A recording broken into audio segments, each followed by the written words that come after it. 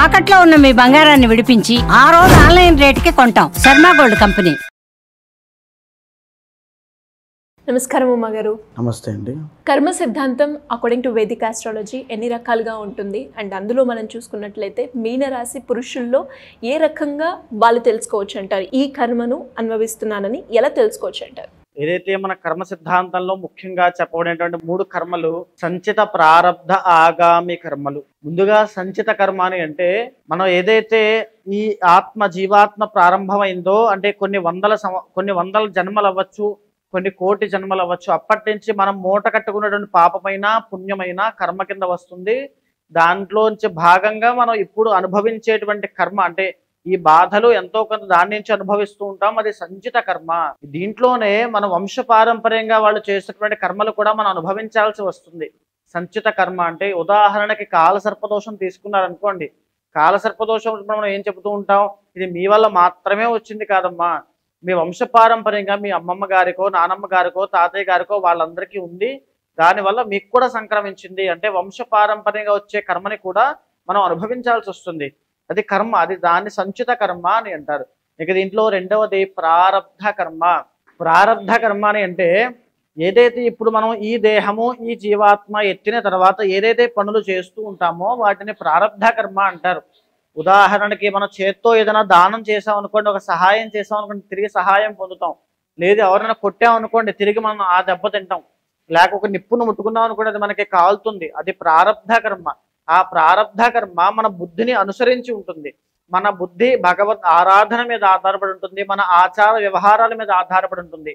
మనం యాస్ట్రాలజీ చెప్పినప్పుడు ఈ జాగ్రత్త తీసుకోండి, ఈ యొక్క వాహన ప్రమాదాల విషయంలో జాగ్రత్త, ఈ ఆరోగ్య సమస్యల విషయంలో జాగ్రత్త అని ఎందుకు చెప్తామంటే మన చేతులారా మనం కొన్ని జాగ్రత్తల ద్వారా కొన్ని కర్మల నుంచి తప్పించుకోవచ్చు. అదే ప్రారబ్ధ కర్మ. ఇక మూడవది ఆగామి కర్మ. అంటే ఇప్పుడు మనం ఏదైతే పుణ్యము కానీ పాపము కానీ చేస్తామో దీనికి ప్రతిఫలంగా, దీనికి రిఫ్లెక్షన్గా రాబోయేటువంటి రోజుల్లో కానీ, రాబోయేటువంటి సంవత్సరాల్లో కానీ, రాబోయే జన్మలో కానీ పుణ్యాన్ని పాపాన్ని మనం అనుభవించాల్సి వస్తుంది. దాన్నే ఆగామి కర్మ అంటారు. అంటే ఇన్ ఫ్యూచర్ అని అర్థం.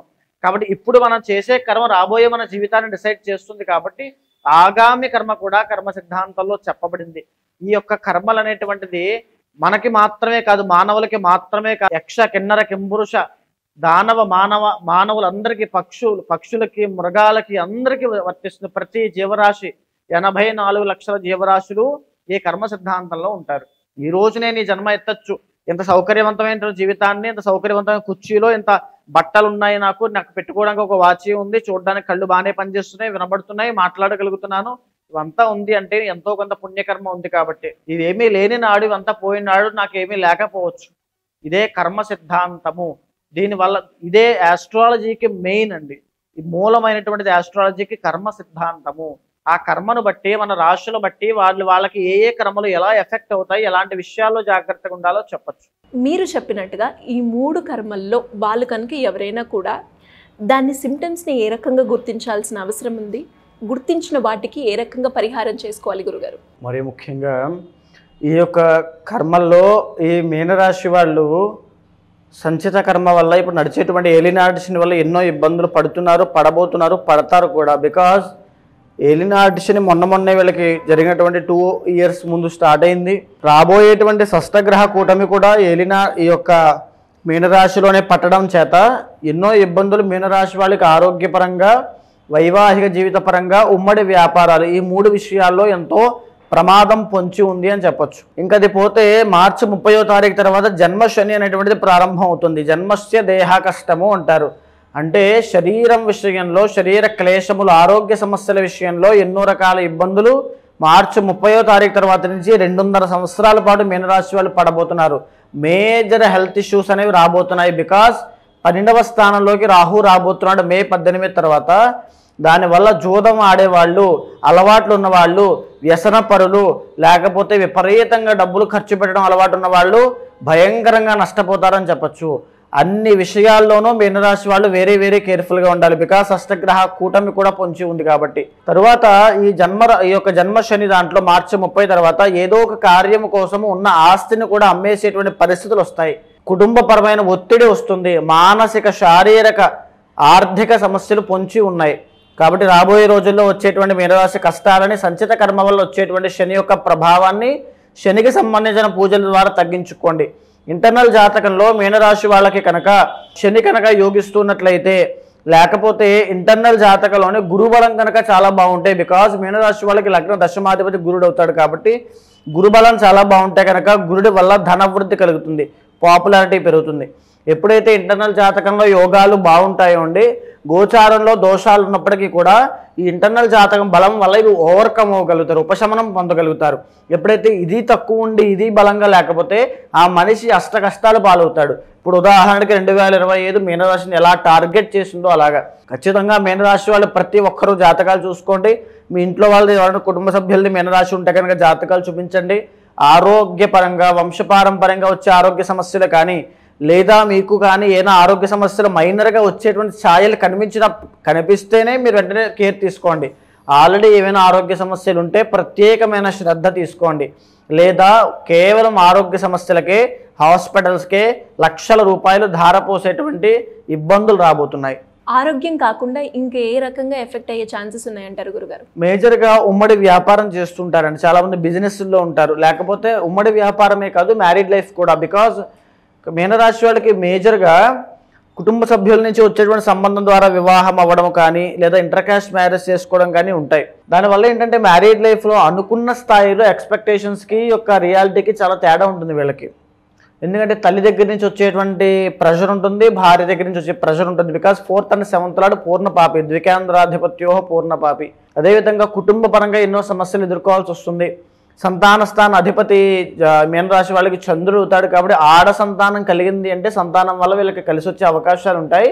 కానీ ఇప్పుడు జరిగేటువంటి పరిస్థితులు బట్టి, ఈ సంచిత కర్మ యొక్క ప్రభావం బట్టి, లేకపోతే ఈ షష్టగ్రహ కూటమి ఏలినాడు శని యొక్క 2025, 2026లో కూడా కంప్లీట్గా మ్యారీడ్ లైఫ్లో ఇబ్బందులు రాకుండా చూసుకోండి. ఆ రిలేషన్ పాడవకుండా చూసుకోండి, కోపం తగ్గించుకోండి. తరువాత నిజాలు తెలుసుకుని మాట్లాడండి. బికాజ్ ఎందుకంటే మీ సొంత వాళ్ళే మీకు ఎన్నో గోతులు తవ్వే అవకాశాలు ఇప్పుడు ఉంటాయి. అందరితోనూ మాట్లాడేటప్పుడు చాలా ఆచితూచి మాట్లాడడం చాలా అవసరము. అదేవిధంగా వ్యసనాలు ఏమైనా అలవాటు ఉంటే జాగ్రత్త చూసుకోండి. జోదము, పేకాట లాంటివి ఏమున్న బెట్టింగ్స్ కూడా చాలా నష్టపోయే అవకాశాలు ఉంటాయి.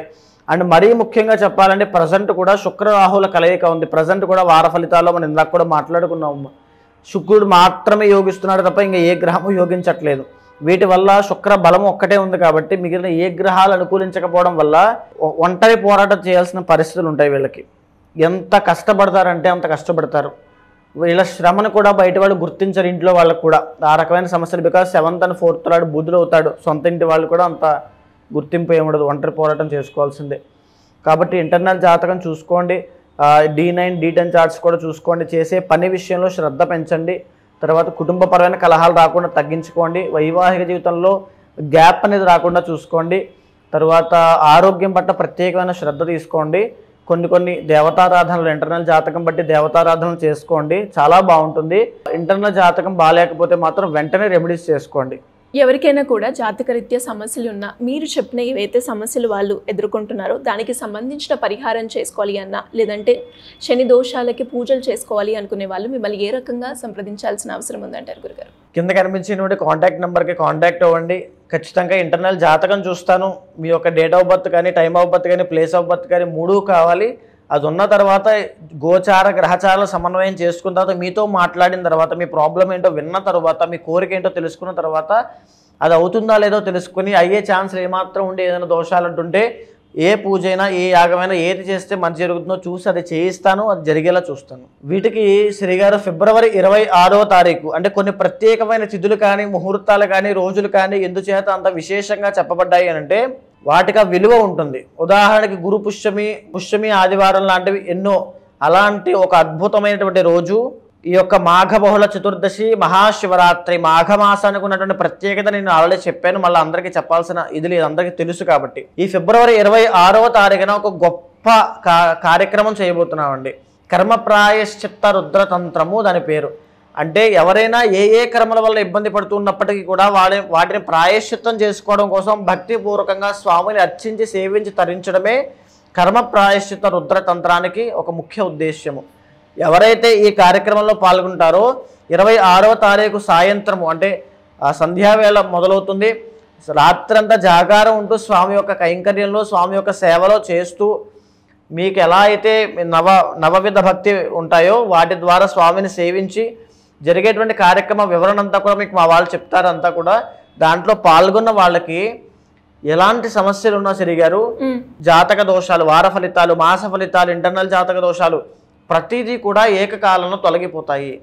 కర్మ అనేటువంటిది ప్రాయశ్చిత్తం అవ్వబడుతుంది కాబట్టి అద్భుతమైన లాభాలు, సుఖ సౌఖ్యాలు, ఆనందము, కుటుంబ జీవనము అంతా కూడా సవ్యంగా జరిగి అద్భుతంగా ఉంటారు. ధన్యవాదాలు గురుగారు. నమస్తే. సుమన్ టీవీలో మీ పర్సనల్ అండ్ బిజినెస్ ప్రమోషన్స్ కోసం కింది నెంబర్కి కాంటాక్ట్ చేయండి.